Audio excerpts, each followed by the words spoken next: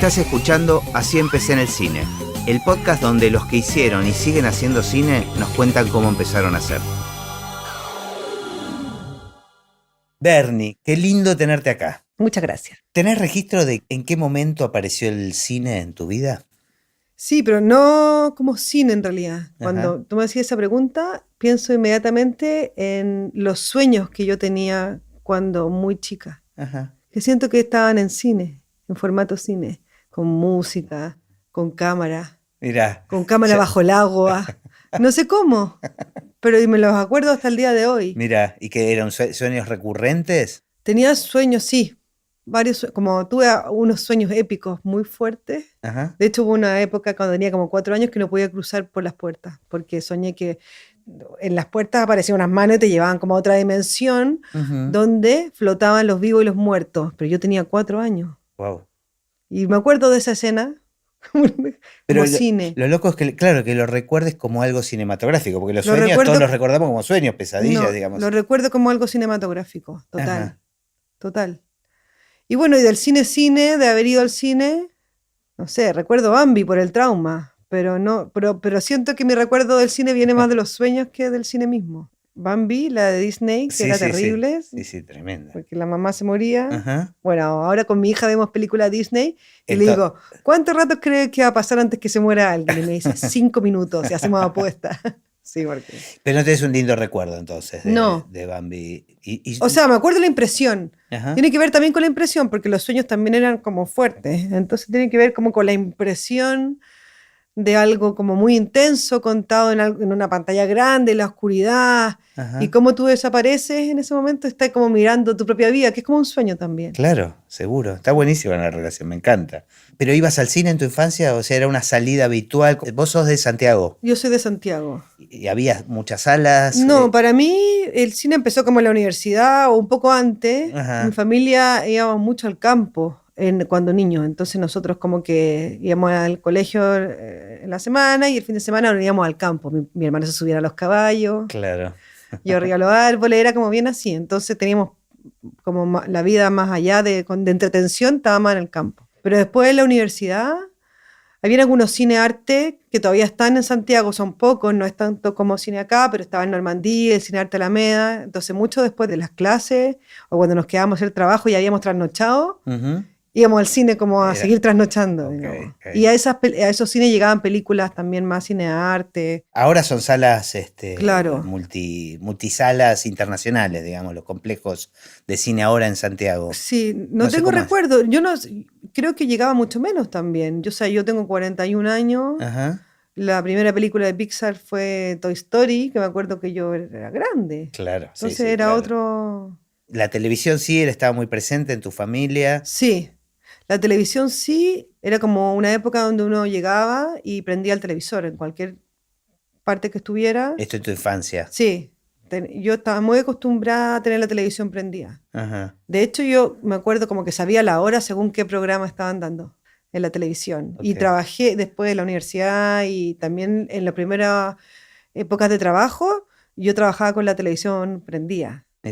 Era tu banda de sonido. Sí, era mi banda de sonido. Ujú. Y todavía prefiero escuchar un podcast Ujú.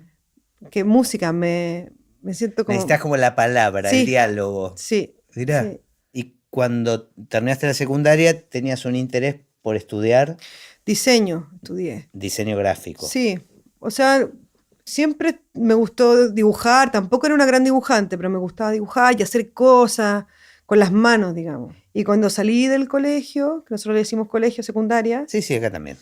me fue muy bien. Daba una prueba que se llamaba la prueba aptitud, que te da los puntos para entrar a la universidad, Ajá. y me fue muy bien. Entonces dije, no voy a estudiar esto, tengo que aprovechar esta oportunidad, y se me ocurrió estudiar periodismo.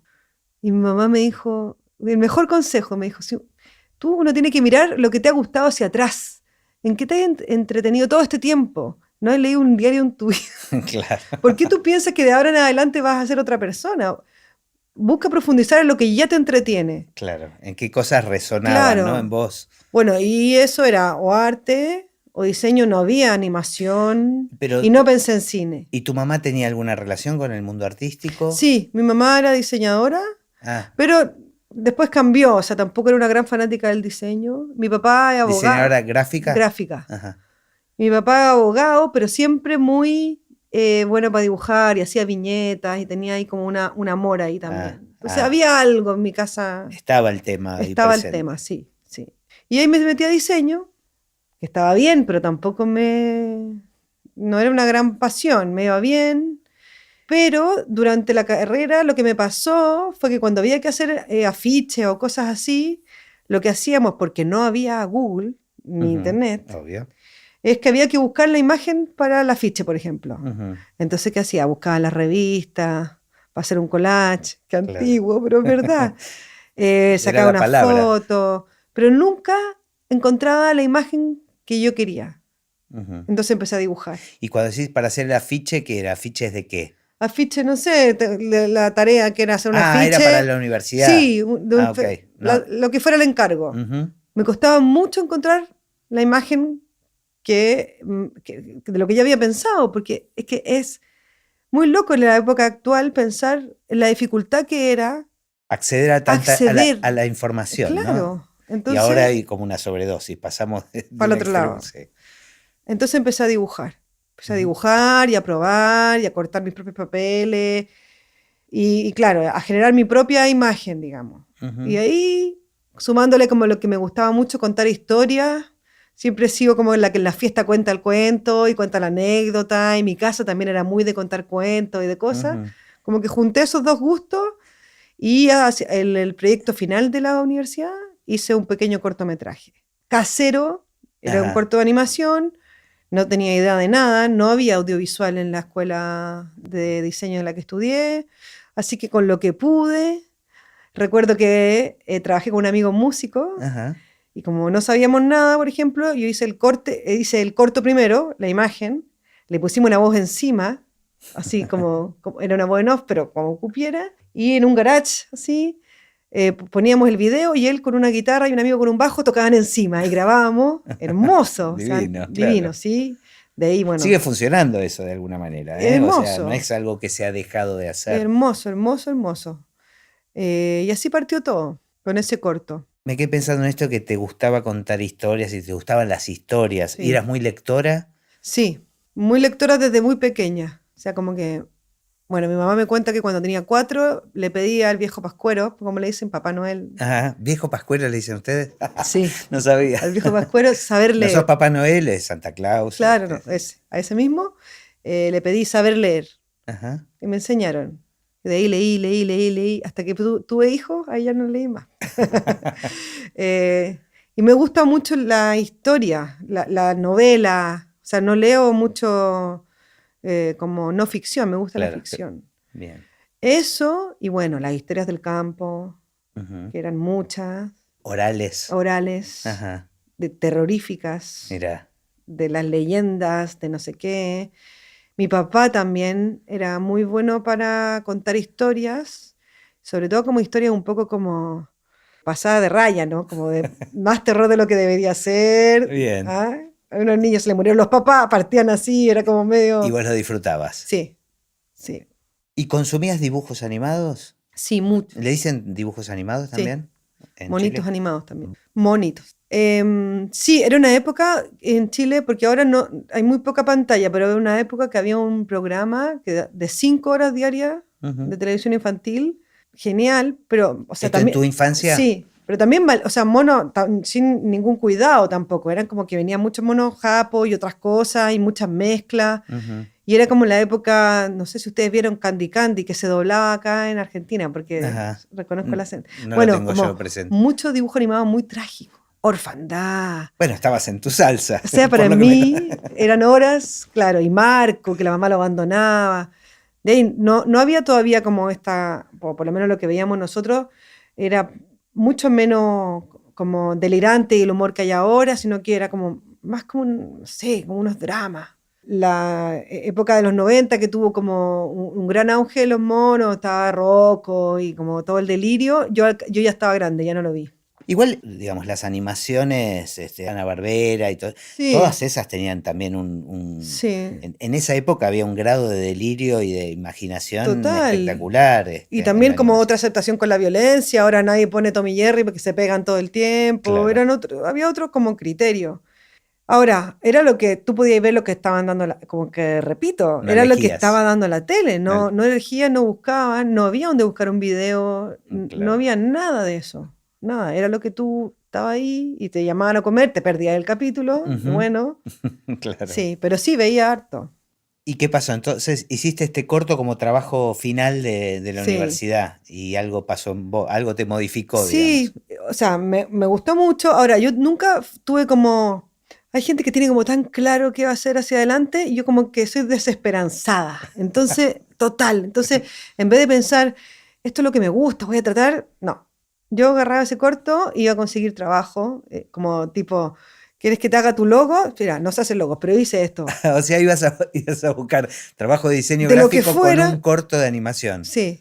Eso Ujú. hacía yo, que bueno, un plan pésimo. ¿De qué se trataba el corto? Se llamaba Clarita, y era una niña que le había pasado algo, que no se sabía qué, que le había llevado como a esconderse, y una situación muy divertida, quería desaparecer y se volvía invisible.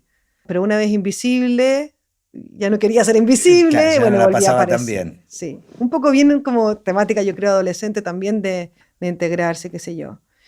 Y bueno, y en una de estas pasadas de buscar trabajo, una productora me dijo, oye, pero esto está bueno, hay un fondo, obviamente yo no había averiguado si habían fondos, nada, hay un Claro, no estabas fondo, conectada con el mundo de la cero, no animación. existía para mí. En Chile además no habían series animadas, había habido una etapa de animación interesante dentro de los canales y como mucha experimentación de piezas pequeñas, pero no había en pantalla series Ujú.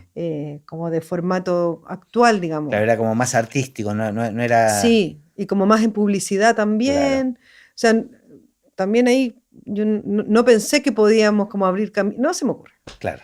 Bueno, y esta productora le presentamos el fondo ganamos. Presentar un Un proyecto. proyecto a un fondo de televisión que es el Ujú. CNTV. Fue el año 2001 o 2002 y de repente yo tenía 24 años, no había hecho, o sea, no había trabajado nunca en un lugar con otra gente, solamente había hecho cosas en mi computadora en mi casa A tu manera, a mi como te manera, imaginabas que debía hacerse. que debía hacerse, y no habíamos ganado, como que yo pensaba que me había ganado como la lotería, después me di cuenta que no alcanzaba, por Claro. supuesto, y tenía que hacer, aparte, una barbaridad de cantidad. Que era una A serie partir de ese corto, postulamos a hacer 20 capítulos de 20 minutos, sin que es saber lo que era, sin ¿no? saber cómo se hacía. Pero asociado con esta productora. Sí, pero que después ya no siguió, me quedé sola Ajá. y el canal TVN, que fue el canal que como que me acogió, dijo, ya, nos vamos a hacer cargo de esta. Y claro, ahí me dieron un espacio y me ayudaron un montón, finalmente terminaron poniendo la plata que faltó porque la lotería no alcanzó, obviamente, pero fue increíble porque la verdad no teníamos idea cómo hacerlo. Y llegamos el primer día, porque junté con unos diseñadores amigos, quién quiere escribir un guión, un amigo que era divertido, así. O sea, no había nadie No del había mundo del. industria, Claro, no no había. había, ahora yo levanto el teléfono cuando quiero animadores, hago un casting y llegan 100 portafolios. Ujú. No habían escuelas de animación, había habido una televisión de animación, pero estaba como ubicada en otro lugar. Bueno, y ahí armamos un equipo, pero no sabíamos cómo empezar. No Claro. sabíamos lo que era un storyboard, lo que era un animatic, nada. Lo hicimos. Lo hicieron y Sí. ¿qué pasó con eso?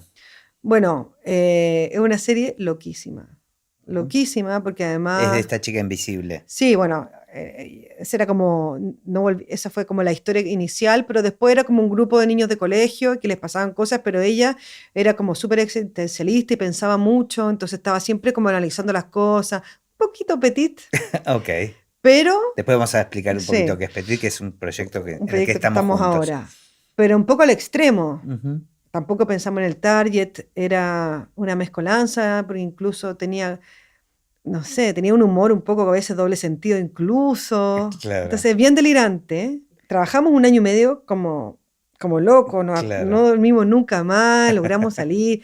Además fue súper como, llamó mucho la atención porque era la primera serie que se Pero hacía. se pudo colocar en un canal de televisión. Sí, Lo Ajá. hicimos dentro de un canal y en paralelo se empezó a hacer otra serie, entonces se generó un poco una competencia. Yo no me di cuenta porque estaba tan estresada, pero ¿quién salía primero? Bueno, De otra de otra productora, de otra gente. productora. Bueno, pero eso fue como una semilla de industria, Sí, digamos, por empezó llamarlo de así, alguna justo manera. empezó ahí. Y Ujú, salió con ujú, gran bombo, porque ujú. además vino después de 31 minutos. Que ¿ustedes conocen 31 Sí, minutos? yo lo Sí. conozco, pero no sé si, Es un si, programa si se llegó a dar acá en de Argentina. títeres que fue muy famoso en Chile y que ha sido el programa más famoso que ha habido nunca en Chile. Entonces había como una expectativa de que viniera otro programa igual de espectacular y de famoso, y salió Clarita y le fue mal.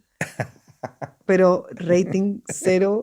¿En serio? Sí, Ah, sí, ¿y fue heavy. que vos creés que tenía que ver con la expectativa que había? No, tenía que ver con que, bueno, tampoco nunca han tenido los canales un espacio muy protegido, lo dieron súper temprano y era muy, mira, yo lo miro ahora y era rarísimo. Ahora, lo miro y lo encuentro valiosísimo como Ujú, experimento porque era ácido y lento y con unos ritmos, ujú. o sea, claro, tenía un formato quizás no tan televisivo. Yo pensé que me moría y que había hecho un gran fracaso, qué sé yo, pero 15 años, 20 años después me sigue escribiendo la gente de que dónde lo puede Está ver, bueno eso. que recuerda lo extraño Y de te la sigue serie. gustando a vos, eso es lo Sí, me sigue importante. gustando a mí. Que haya envejecido O sea, bien en está 20 bueno. años, por supuesto, aprendimos mucho a producir en formato Ujú, y en hacer, no sé, en voces, en todo, bueno, en claro. todo lo que hace que una serie sea buena, ¿no? En historias, en guión, ahora trabajamos con guionistas profesionales, con animadores, pa. Pero la frescura De que eso, tenía claro. eso, Se no sigue sé, percibiendo. sí, se sigue percibiendo para mí. Y ahí ya te transformaste en una productora, digamos. Claro, Pero pintaron nuevos proyectos a partir de ahí. sí, ahí pasé un tiempo como haciendo otras cosas, Ujú. como para recuperarme de esto que había pasado. Y formé Pájaro, que es mi productora actual. Claro, con algunos proyectos que O sea, inventamos. esto te definió, Esto este me premio te definió. definió tu carrera de alguna Igual manera. yo tampoco cuando terminé Clarita pensé que había sido como un paréntesis en mi vida, como de nuevo pensé, bueno, ya pasó. Y Volvamos al diseño sí, gráfico. volvamos al diseño gráfico, ahora voy a una serie entera para Claro. que alguien me dé un trabajo. Pero fue como algo irrenunciable, básicamente. Ujú, Como que al poco tiempo estaba de nuevo inventando otra cosa, no sé cómo, y me gané otro fondo. Y de ahí, que fue el 2008, ya no paré más, hasta claro. ahora. Pero me imagino que tuvo que ver con cierto placer que Por encontraste eso, en no eso, ¿no? pude, no sé qué, ya había descubierto como el audiovisual y la animación. Y bueno, yo vengo de la ilustración, o sea, yo cuando, al final de la carrera y durante todo este tiempo en paralelo, ilustré libros, Ajá. ilustraba artículos, entonces como que también se empezó como a remezclar esta cosa del audiovisual, pero también todo desde la ilustración. Entonces yo podía tomar los dibujos que yo hacía, las gráficas que yo creaba y darle movimiento y darle, no sé, vida. Igual es un poco lo que está pasando ahora, ¿no? Con todas las artes. Yo veo artistas plásticos que están incorporando lo sonoro y lo musical. Me parece que todo se está como entrecruzando de una manera, hasta la ciencia, digamos, se está cruzando con el arte. Y Claro, bueno, siempre estuvieron como bastante vinculados, pero me parece que en este momento hay como una... sí, y desde dónde aparecen las cosas, porque de repente llega algún amigo, por ejemplo, y dice, mira, escucha esto. Y sí, y la idea Claro, viene de una cosa auditiva, de claro. una idea, o viene un dibujo, o mira este dibujo y si hacemos esto. No sé, vienen de todas partes y se complementan de todas Sí, partes. sí. Bueno, también tiene que ver con lo que hablamos al principio de este exceso o sobredosis de información, que son como una catarata de estímulos que hay por todos lados, que una cosa te puede llevar a la otra. Sí, bueno. ¿Y Pájaro con qué se constituyó, digamos? ¿Cuál fue el proyecto? Fue, bueno, un proyecto que se llamó Helados, que era una serie para preescolar, y también un proyecto que hicimos para Zumbástico, que es otra empresa que hay en Chile de animación bien grande, Ujú, y que me invitaron como directora y que inventara una serie, así como con libertad, que iba a ir dentro de un programa que iba a tener series de distintos directores. ujú, Entonces me dieron como, haga lo que quiera, y yo inventé una serie que se llamaba Chanchi Perry, ajá. que era básicamente como un pueblo que se llamaba Bondad, donde todo el mundo era bondadoso, y como que todo le salía bien y todo estaba lleno de amor, donde había un niño chancho malo que quería hacer explotar a toda esta gente que lo tenía agobiado con tanta bondad, pero era tanta la bondad que todas las cosas que él hacía terminaban transformándose en bondad igual y lo amaban cada vez más. Bueno, hicimos esa serie que era muy cortita, tenía 6 capítulos de 6 minutos y finalmente la vendieron a Cartoon Network. Que bueno, tuvo unas pasadas y claro, cada vez que pasaba algo, como que yo nunca me imaginaba las cosas antes, decía, quizás podemos producir para afuera entonces. Claro, todo te lleva a crecer Claro, un poquito como que más. me tenía que pasar primero para que me diera. Bueno, y ahí empezó como toda una época de coproducir, que ha sido como como a través de lo que hemos logrado hacer todo, que es coproducir Con otros países. con otros países. Ahora, ¿hay alguna? Yo no soy muy entendido en el tema, en las técnicas, digamos, de animación, pero ¿hay alguna técnica o algo que caracterice a los proyectos de tu productora? Sí. O sea, nosotros usamos cutout, que se llama, que es en el fondo, bueno, ahora hay mucha más tecnología que antes. Antes se veía muy duro porque es en el fondo una marioneta dibujada. Entonces una marioneta que tiene articulaciones y la animación se hace en base a mover y ponerlo en distintas poses. Ahora se mezcla más con la animación tradicional, que la animación tradicional es dibujar Cada cuadro. cada cuadro, lo que hace que sea más fluido y más orgánico, porque no sé, pues si uno dibuja una mano, la mano tiene escorzos y tiene los distintos dibujos van haciendo parecer una mano más orgánica. Claro. En cambio, en el cutout tiene un punto, no sé, pues, en la muñeca que hace que la mano se mueva tal cual es, a grandes rasgos, digamos. Sí. Ahora hacemos una cosa más mezclada. Ajá. Y hay como un poco una enemistad entre los dos mundos, porque los del 2D tradicional dicen que cutout no es animación. Pero también, bueno, y 2D. En general nosotros hacemos 2D, pero ahora cada vez más mezclando también. ¿Y es menos laborioso que lo que era antes en la animación o sigue siendo? Sigue siendo yo tengo mucha admiración por los animadores porque es un trabajo muy, muy laborioso y que además requiere de muchas etapas. Está escribir el guión, después uno hace un storyboard, después del storyboard uno hace un layout, donde se van tomando muchas decisiones y se van agregando muchas cosas de historia respecto al guión. Que el Se guión, sigue modificando el guión de alguna manera. totalmente. Y no es lo mismo decir una cosa de una forma que hacerla de otra, no es lo mismo mostrarlo de cerca que de lejos, y no es lo mismo cuando el storyboardista agrega un gag visual. O sea, va creciendo mucho, se va alimentando mucho en cada etapa. Y después el layout entra la animación, que ya es como un trabajo que para mí como que lo hacen con pinzas, o sea... Así, tan delicado. Sí, y también, y hay como, no es posible, cuando yo trabajaba haciendo esta primera serie en el canal, me decía, pero ¿cómo vas a producir 30 segundos diarios? Que era una barbaridad de mucho. Si yo pongo una cámara y filmo 2 horas y lo pongo en vivo. 30, o sea, en esa época se hacían 30 segundos O sea, diarios con un equipo de gente. No. Hacíamos por cabeza, que es una locura. Ahora hacemos 8 segundos diarios ¿En serio? por cabeza, sí. Por eso te digo que, y porque son rápidos, ¿eh? Me imagino, vos llegás a tu casa y le decís a tu marido, no, estoy agotada, hoy trabajé 8 segundos. Claro, no puedo imagínate. más. No puedo más. Eso es la tasa, imagínate. Es increíble. Y logras eso Pero si es que llega todo definido. Pero con la tecnología no se pudo acelerar ese proceso. Lo que pasa es que se gana, sí, se ha ganado, pero también se gana en calidad. Entonces, claro, nosotros animábamos 30 segundos antes porque los monos se veían como de cartón. Pero a medida que te vas acercando a algo más fluido y que se vea mejor y que se entienda bien, que los personajes realmente actúen, porque, por ejemplo, yo me acuerdo en Clarita decía, con una cara así de nada, estoy tan triste porque tenía que explicar por qué estaba triste, Claro, tenía que decirlo. claro.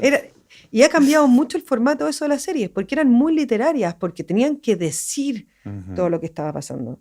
Ahora... Se puede trabajar la expresión. Se puede trabajar la expresión y todo. Y bueno, y todo eso te demanda segundos. Pero claro, bueno, podríamos animar más rápido si que fuera una técnica más... Pero no...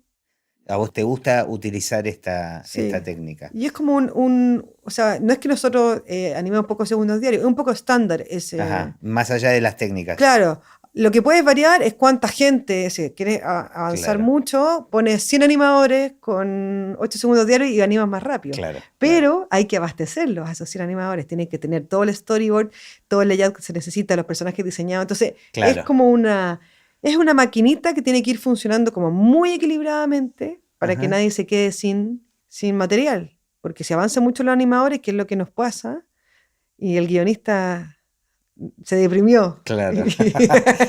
y no escribe. ¿Y cómo son los procesos con los diálogos en general? ¿Necesitan tener una banda de diálogos grabada sí o sí, A ver, siempre? sí, hay muchos que le hacen diálogo de referencia primero. Claro. A mí no me gusta eso, soy contraria a eso. Ajá. Tengo muchas peleas por esto con otros colegas, digamos. Ajá. Porque para mí, bueno, el diálogo tiene que estar porque define los tiempos. No es posible armar una animatic sin diálogos a menos que estés haciendo algo como súper abstracto y experimental, qué sé yo. Pero para un formato más tradicional de serie de televisión es indispensable. Y para mí cuando se graban voces de referencia, si bien se puede animar, y si bien el lip sync, que es el calzado de las bocas, se puede hacer incluso después cuando tenga las voces. ¿No te sirve para adelantar tiempos, digamos, a veces eso? No, porque primero que nada, esas voces que tú haces de referencia generalmente no son tan buenas. Y entonces los actores finales graban referenciados por una voz que no es tan buena. Por más que esos actores hagan su trabajo, igual tienen esa referencia mental. Claro, te estás perdiendo la frescura o el aporte que pueden hacer los actores. Entonces, yo prefiero ir a meterme cuando yo tengo el storyboard hecho, tengo el capítulo clarísimo en mi cabeza, me meto en el estudio con un director de voces que nos pueda ayudar, ¿no es cierto?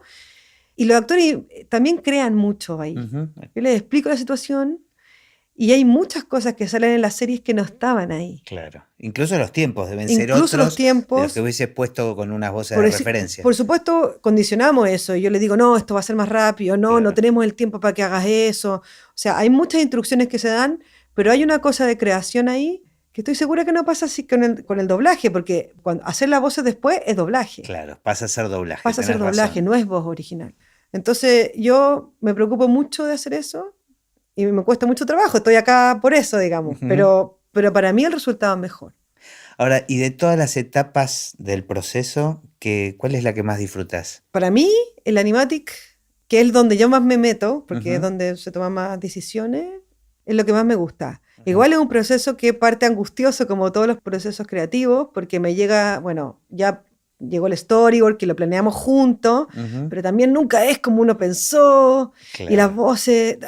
entonces, finalmente, igual llega a mi mano un material con el que necesito crear una cosa nueva otra vez. Pero eso me gusta mucho. ¿Pero el animatic lo haces a partir de las voces de los actores? Sí. Ah, ok. Sí. Porque me llega un montaje prearmado. Claro. Alguien me hace un montaje prearmado. Pero vos siempre estás participás mucho en la grabación de las voces. Participo mucho en la grabación de las voces.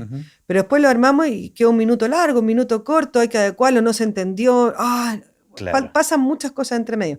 Es muy distinto al cine, igual, porque hay mucho menos material que votar. O sea, el cine graba muchas horas a veces y después edita. Sí, no estás condicionado con el tiempo. De última hay un Claro. aproximado, pero no. Claro, y el guión era así, pero descubriste que en el medio era mejor montarlo de otra forma. O sea, el cine también tiene esto como muy incorporado de que cada etapa va haciendo lo suyo. La animación, como esto, muy 8 segundos, digamos, es muy estructurado, pero en el animatic, donde todavía no se ha animado, es el momento para que tú puedas decir, no, voy a sacar esta escena. Porque si yo digo cuando ya está animado, quiero sacar esta escena, me mata una cantidad de gente impresionante. Claro. Entonces me gusta ese momento de poder decidir, de sacar, de poner. Tengo un estilo también de hacerlo. Me gusta, por ejemplo, mucho, trabajo con series que tienen muchas reacciones de los personajes. Por ejemplo, uno ve series y a veces un personaje habla y el otro no dice, ajá. Y me gusta mucho esa orgánica de que todos reaccionamos a las cosas que nos dicen. Claro. Bueno, claro, es todo un universo que hay que prestarle mucha atención mucha porque atención, hay que crearlo. Digamos. Porque cuando uno ve una serie, la traga así, blup, si es que está bien hecha, porque si no uno... Pero además es un trabajo que en un live action, digamos, se hacen cargo los actores muchas veces de cuál es su papel pasivo, digamos, en una escena donde el protagonismo lo tiene otro. Pero acá, claro, son decisiones que hay que tomar con anticipación. Y además yo tengo como un material, tal lo que grabó el actor, pero también tengo una biblioteca, por ejemplo, de sonido. Yo puedo armar un gag en base a lo que dijo él. Si pongo una pausa de silencio y si le pongo este tipo de reacción a este otro, yo armo una escena distinta que la que había. Entonces es un juego que a mí me gusta mucho. Y además yo después pasa a layout de animación. Yo no estudié animación. Entonces ahí entra el director de animación, donde como que yo le descanso un poco también, como que entrego lo que yo quiero, después corrijo, qué sé yo, pero él se encarga como del lenguaje técnico para para realizarlo. Sí, digamos. sí. Contame de Petit, porque Petit es el centro de tu Pe- vida, digamos, en este momento laboral. Sí. Contame un poco cómo apareció el proyecto, qué es. Bueno, Petit es una serie preescolar que está basada en un libro de Isol, que bueno, que ustedes conocen mucho acá en Argentina, una ilustradora genial. Y el proyecto nació el año 2014. Estaba la idea de hacer una serie. Hernán Gerchuni Ujú. fue el que trajo la idea. Y de a poquito fuimos como armando esto. Costó 3 años armar este proyecto, costó mucho. Y entonces, bueno, fuimos obteniendo los fondos, empezamos a armar el proyecto. Yo pensé que era como no súper sencillo, pero como que podía ser sencillo inventar un proyecto a partir de algo que ya existía, como hacer una adaptación. Y en el camino me di cuenta que es súper difícil. Porque A veces claro, más laborioso que empezar un proyecto de sí, cero, sí, porque porque hay que respetar la visión de otros, además, hay ¿no? que respetar la visión de otro, pero también hay que crear todo un mundo nuevo, Ujú. porque en el fondo el libro Petit tenía una historia que te da ciertas claves sobre Petit, que es un niño que siempre está pensando un poco fuera de la caja y que se estaba preguntando en ese libro por qué algunas cosas eran buenas y otras malas. Ya, pero en el fondo no existían los otros personajes, no sabías qué familia eran, ni qué tipo de nada. Claro, era un cuento Un único. cuento Era único, Petit el monstruo. Petit el monstruo. Entonces, a partir de eso, extrayéndole ese espíritu como de niño que está observando el mundo, como dice Isol, de manera asombrada, así como, ¿por qué esto es así? Porque el mundo Ujú. está lleno, el mundo adulto, lleno de cosas rarísimas. Que no nos cuestionamos, que tal Nada. vez hay que ser un niño para poder Sí, más o menos entender. de eso se trata. Claro. Inventar un mundo entero, pero respetando la visión de otro, fue Ujú. un desafío que fue buenísimo a la larga, pero fue difícil igual. Claro. Pero bueno, lo logramos, y logramos trabajar con Isol, súper codo a codo, y con primera vez también que trabajamos, porque habíamos coproducido otras series, pero en el fondo nos habían financiado y nosotros hacíamos. Ujú. Y esta fue primera vez que yo al principio, Entraste como en pánico. entré en pánico con la pérdida de control, porque hacíamos la música acá, Ujú. los guiones acá, muy en conjunto, pero las voces, todo. Yo dije, "Ah". Y finalmente fue una experiencia buenísima, como tener más cabeza en el proyecto, no sé, beneficiarse con las industrias que hay en otros países mucho más desarrolladas que la nuestra, por Claro. ejemplo, las voces. Ha sido una experiencia grabar las voces acá, genial. O sea, la cantidad de actores que tienen. O sea, yo nunca pensé, por ejemplo, que había un capítulo que había una viejita Ujú. que iba a llegar a grabar una viejita de verdad, porque Claro. como que en Chile hay una niña que actúa y hace de viejita, hola Claro. mamita, pero aquí llega una Llegó una señora. señora. No, es que hay mucha producción. Mucha gente no debe saber, capaz que hay gente que nos está escuchando que consume Petit, gente con niños seguramente, que no debe saber porque las voces se graban en En neutro. neutro, sí. Pero hay una cantidad de talento acá, de Impresionante. voces neutras de muy buen nivel. Claro, Y y las voces también Petit son además, y eh, además la dirección, sí. porque yo siempre me había tocado, así como me encanta contar cómo se profesionalizan las cosas cuando uno puede trabajar con otro que sabe más. Yo hice 7 series en Chile donde las voces, yo arrendaba un estudio y yo Y, dirigía al actor y quedaba lo mejor posible. Pero cuando hay un director de voces entre medio que tiene lenguaje y que le dice al actor, no, oye, haz lo más divertido, sino que le dice, alarga la S, dale más caudal a la A, qué sé yo, y sale, no sé, más irónico, uno dice, ah, esto es como una cirugía. bueno, pero es muy bueno que vos hayas sido permeable a eso y Totalmente. a darte cuenta que te puede enriquecer. Sí. El problema es que ahora no puedo volver atrás. Claro.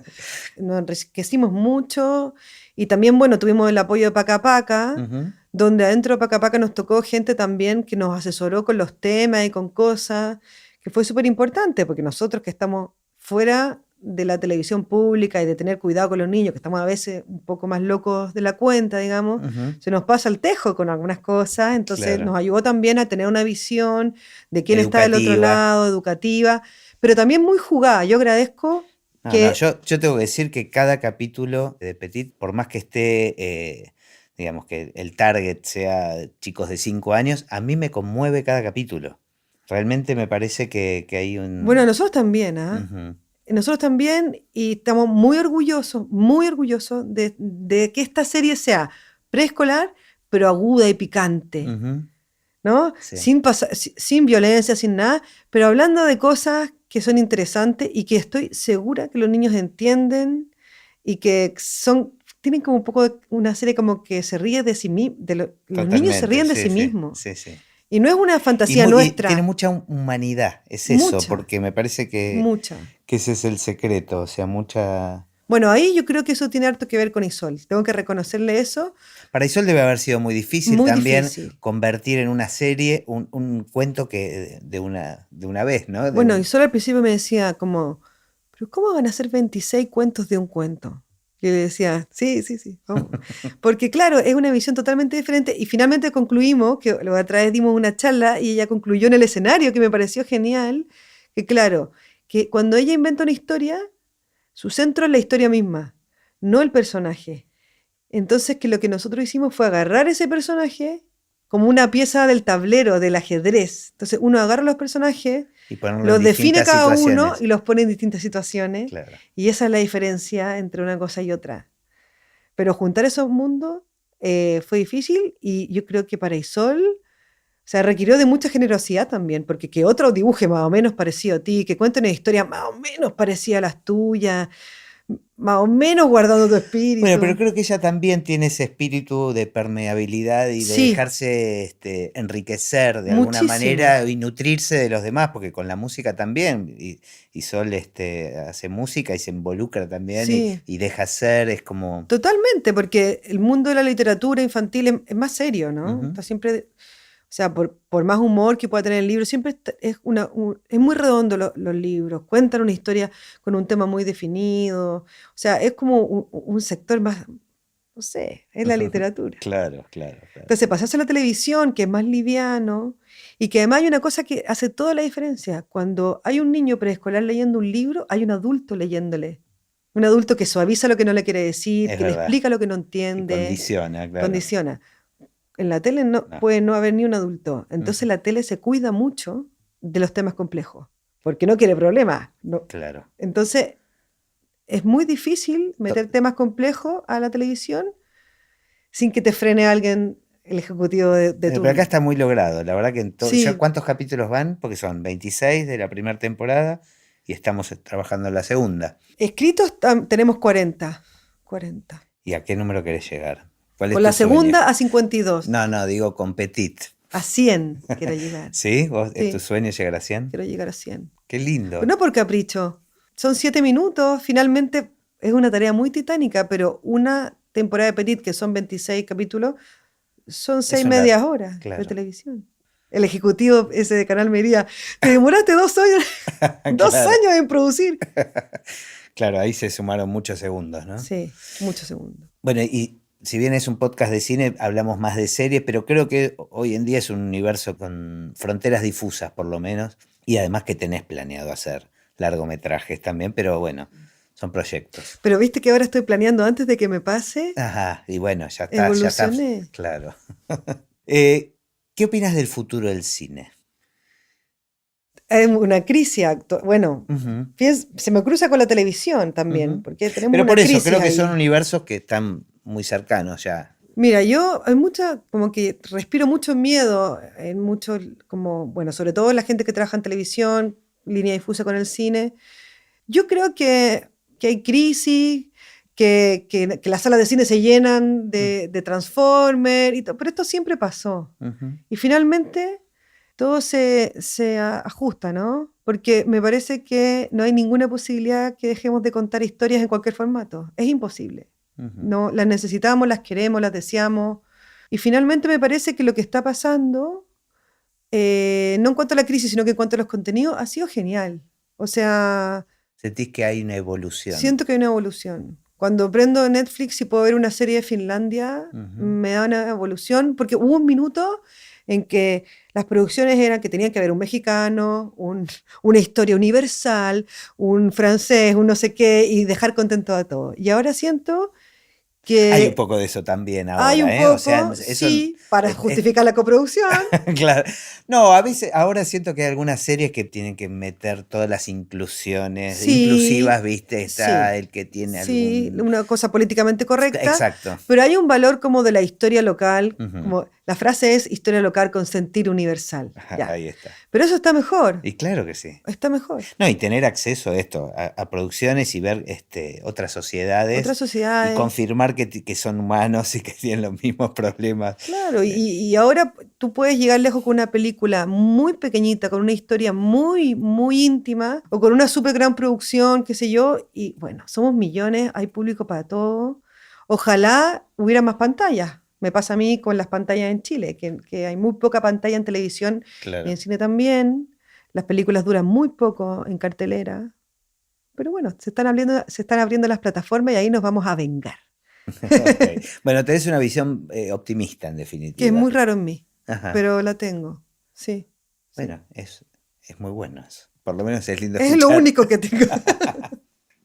Bueno, Bernie, gracias. De nada, gracias a ti por invitarme, feliz. Un placer de tenerte acá. La foto, queremos la foto. Hacemos la foto, ya mismo.